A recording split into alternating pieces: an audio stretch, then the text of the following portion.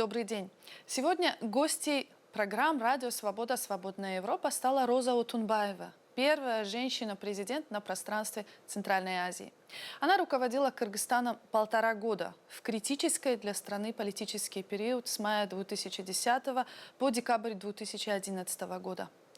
Роза Исаковна, добро пожаловать в нашу студию. Спасибо.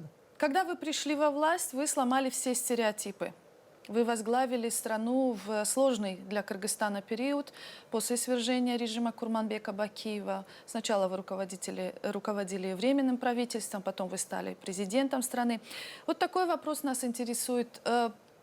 Исходя из опыта, который существует в других странах Центральной Азии, вы же могли, используя разные пути, продлить свое пребывание во власти любыми путями. У вас неплохо получалось. Почему вы не пошли на это?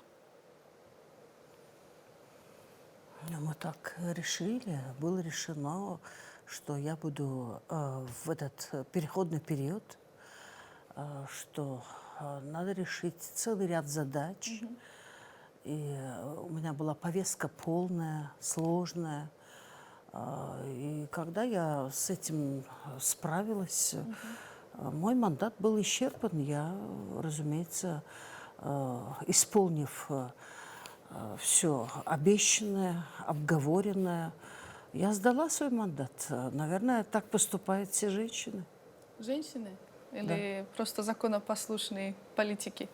Я думаю, что женщины тоже в том числе, знаете, потому что вы говорите законопослушные политики. Время диктует очень часто какие-то противоречивые дает решения.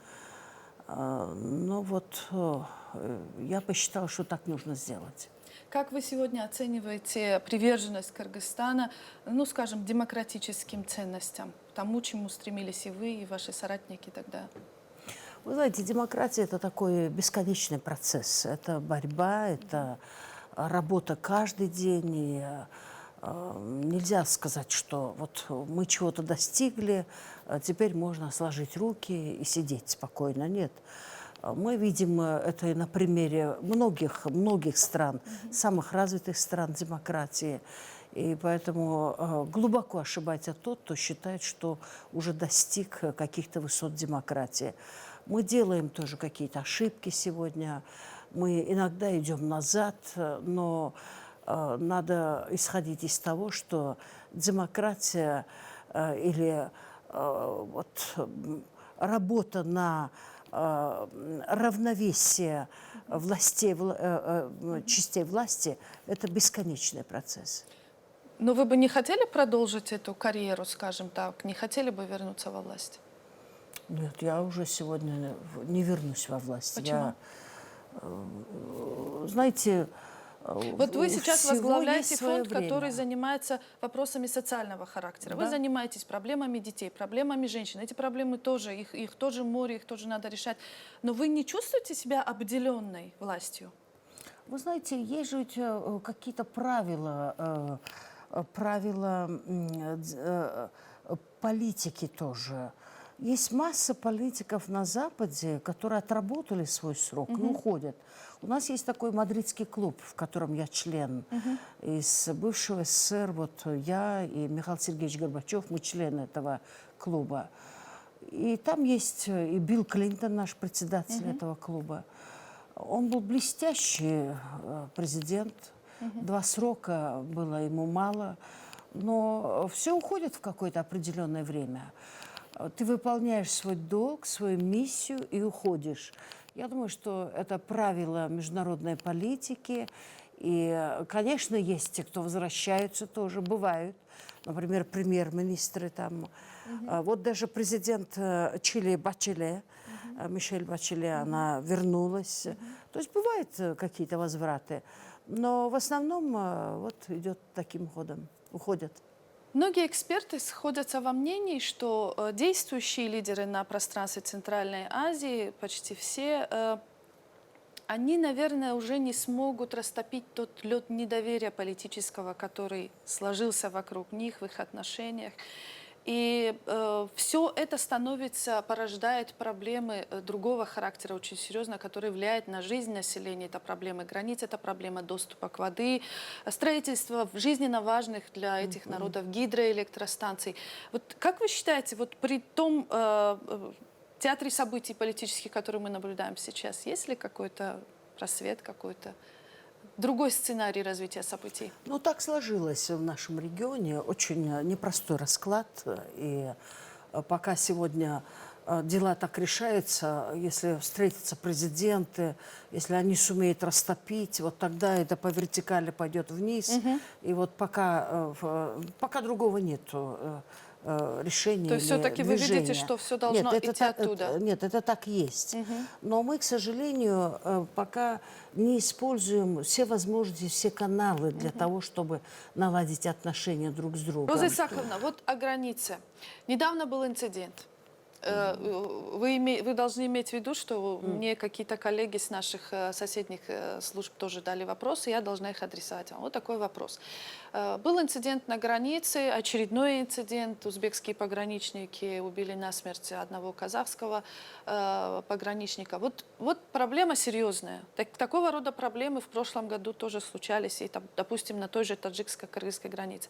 Вот, да, как вы сейчас подчеркиваете, решать эти вопросы нужно в первую очередь, поднимая культурно-образовательный уровень, путем сближения, да, путем воспитания тех же мам, которые которые воспитывают будущих пограничников. Но все-таки вот как решать эти вопросы? У вас, например, вот вы руководили таким большим государством в очень серьезный период. Вы же занимались этими вопросами тоже. Может быть, просто нужно... Ну, вы знаете, мы молодые государства. У нас такое наследие, нерешенные пограничные проблемы остались.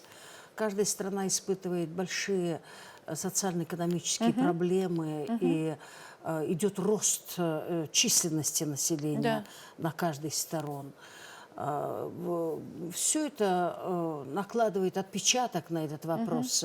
Молодые силы пограничные выстраиваются, недостаток правовой культуры, местного населения. Да, но их надо решать, очередь. эти проблемы. Да. Вы знаете, это все в один день не решается. Это все требует определенного времени. Произошел такой инцидент, трагический. Но вы согласны, что эти методы неэффективны? Произошел трагический инцидент.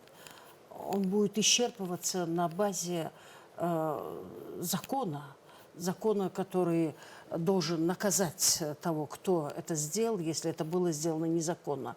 Мы, наверное, будем еще не один такой инцидент переживать, к сожалению. Но каждая из сторон должна рассказывать, должна выращивать, как вы говорите, свой народ в таком правовом ключе, в правовом русле. Новая угроза в странах Центральной Азии — радикализация обществ. То, что идет вразрез абсолютно с государственной политикой, где действуют светские законы. Вы считаете это новым серьезным вызовом для этих стран? Как нужно смягчать эту проблему и решать? Ну, безусловно, это, знаете, это вызов, с которым не справляются и развитые страны. Это не только из Таджикистана или из Киргизстана рекрутируются женщины, молодые люди в Сирию, но и из Британии, из Франции рекрутируются. Поэтому сейчас это глобальная задача — борьба с терроризмом, с радикализмом определенных таких религиозных групп. Мы каждый у себя должны решать. Я считаю, что мы должны с народом работать. Вы знаете, вот работать с людьми, это не так часто это все делается на месте. Да. Это все вот недооценка тоже средств массовой информации. Как вы видите роль России в регионе в будущем? Я думаю, что она имеет свое место историческое, традиционное, культурное. Мы в Киргизстане ценим роль России.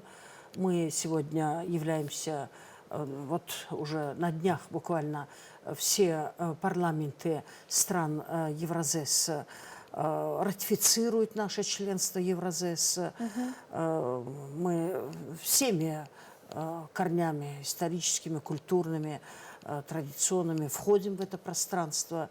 Мы будем поднимать свою экономику, промышленность. Я полагаю, что у нее есть законное место. Спасибо за ваши ответы. Спасибо. С нами была Роза Утунбаева, первая женщина-президент из Центральной Азии.